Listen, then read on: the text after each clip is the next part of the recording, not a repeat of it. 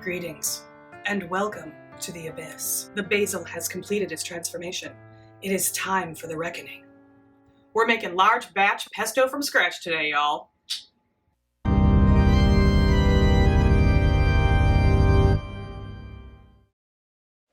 This is what you will need to make traditional basil pesto at home.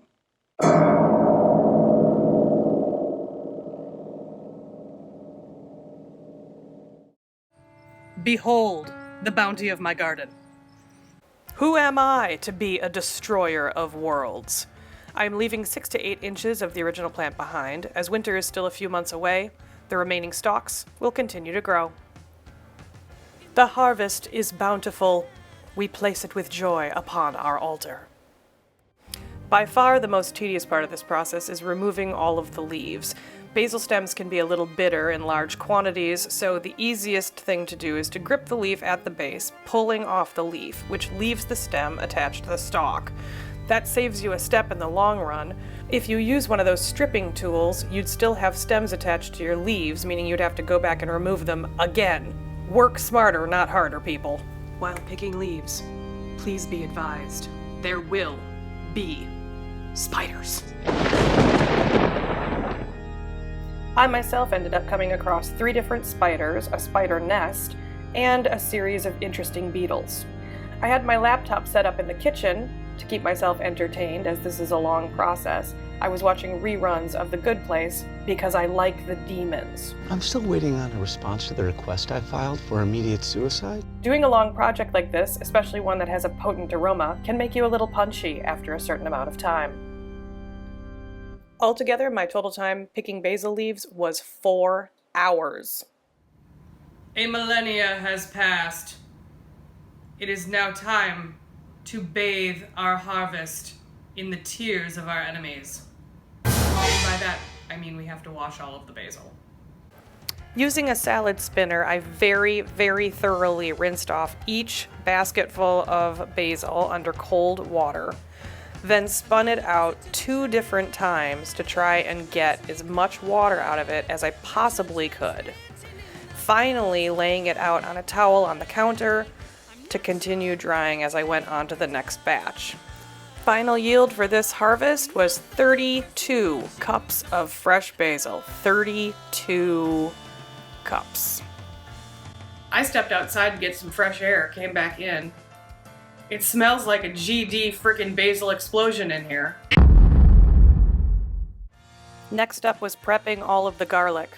Peeling garlic is one of my least favorite things to do, probably because of something to do with vampires.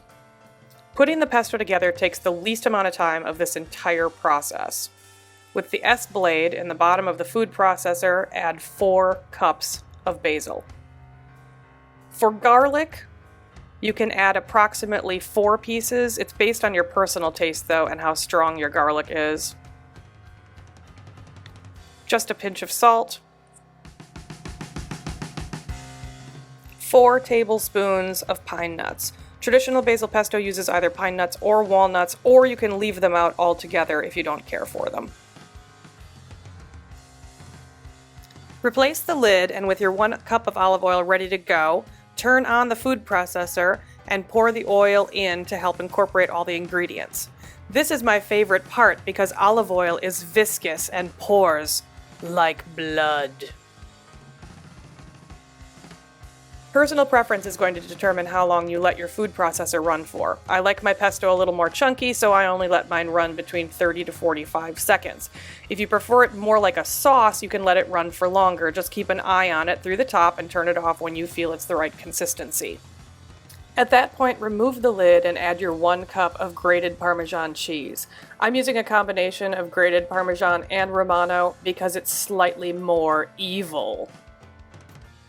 Replace the lid, and using the pulse function on your food processor, you just want to incorporate the cheese, like folding it in. Here's what you do. You just fold it in. Okay. At that point, you're all set. Your pesto is done. Due to the quantity of basil that we had, I repeated this process 8 times. This recipe reduces down to about 2 cups of pesto, and as we all know, a little bit of pesto goes a very long way. In a standard family-sized portion of spaghetti, you probably only use 2 to 3 tablespoons of pesto. As I repeated this process 8 different times to use up our entire harvest, my final yield at the end of a very long day was 16 cups of pesto. The smaller bowl on the right-hand side has no pine nuts, as I have a dear friend who has a severe tree nut allergy. Hi. So I made that batch first, and especially for him.